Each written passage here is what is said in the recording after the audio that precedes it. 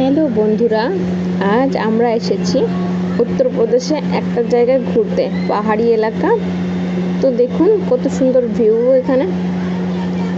ওখানটাতে খুব একটু দূর অবশ্য জল আছে, আর চার সাইড দিয়ে পাহাড়।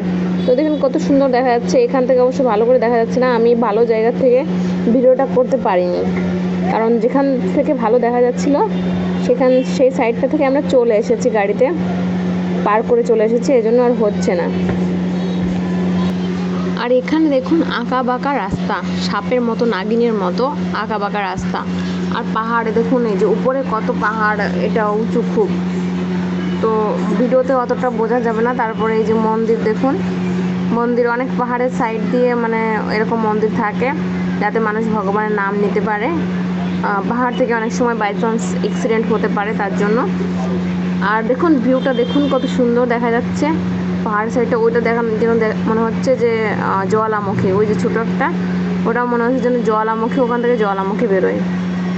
আর এই যে পাশে দেখতে পাচ্ছেন রাস্তা আরেকটা দেখা যাচ্ছে, চলে যাচ্ছে সাথে সাথে।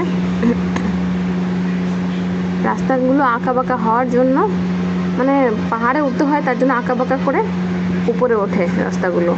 পাহাড়ি এলাকায় বেশিরভাগই জায়গায় এরকম, আর উঁচু নিচু হয়।